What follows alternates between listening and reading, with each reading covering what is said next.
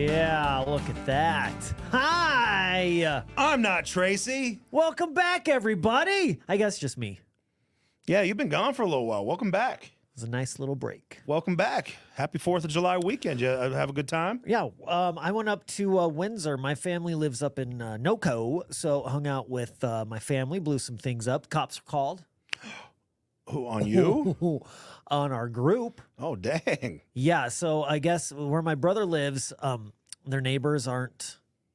They don't really get along. They're kind of beefy. Oh. No. Yeah. Oh. And so the kids in our group, they're letting off, small things, nothing crazy. I mean, sure, they're probably illegal, but the neighbors called the cops and said that there was a bush on fire. That's the only way they thought they could get the cops out there faster was to lie about something burning. So there was no bush on fire. No bush on fire. But the cops came, the police, or the fire people came, and they were all very nice about it. They're like, is there a bush on fire? We're like, no.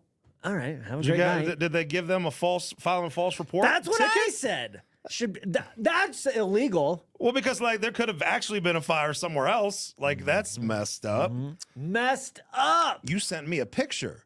Did you go to Buc-ee's? Who went to Buc-ee's? Did you go in? Or did you just take a picture in front of it? Went inside. It was on the 4th of July, and it was packed. Oh, I bet. I mean, we had to go into the overflow parking. I get inside, and we're with the big groups, and then everybody just spreads out. There was a Buc-ee's in a suit that I had to high five to get a sticker. Okay. Yeah, and I did it. I high fived him. I got Did you get my any sticker. food? The brisket sandwich. The $8 brisket sandwich, which is delicious, and then they're constantly yelling when the sandwiches are done. Meat's done. Yeah, or something. Yeah, something like that. It was very stressful. The Buc-ee's is stressful because of the yelling, and there were so many people. I believe all the fountain drinks are $1. I don't know if that's accurate, but they got great sodas. Oh, nice and cold. Their ice, 16 pounds of ice for $2. You can't beat that. Did you go into the bathroom? No, I didn't have to go. I mean, the world's cleanest bathrooms. It says it right there on the thing. I was here's what I think is interesting about Buc-ee's. People, there's no tables. You don't go into Buc-ee's to have a meal. There's no tables. You can't really sit down. What you do is you hover over your cart, just find an aisle and just eat. Families were doing that all over the Buc-ee's. And then at the end you just what your empty wrapper is or how just you pay. Go out to your car. What do you mean? People are just over there? Yeah. They haven't even bought it yet. They're just going to town. Yes. Okay. Yes. Y'all are doing Buc-ee's wrong. That's not how you do it. You go out to your car, open up the back seat, the trunk, and then you rage. But then I don't know, right? Then I got to thinking, how easy would it be to rip off Buc-ee's constantly? Because that's what everybody was doing.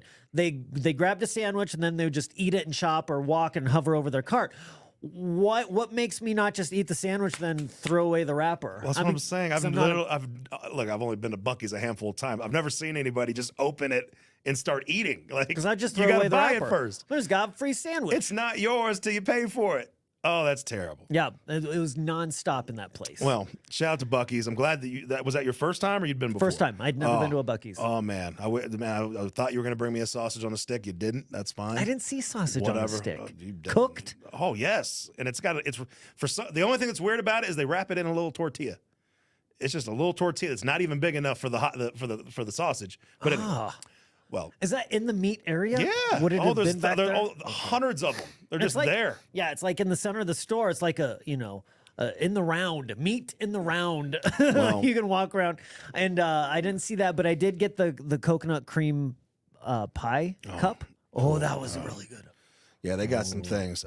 Speaking of awesome shopping experiences, everybody's gone to Target for one thing.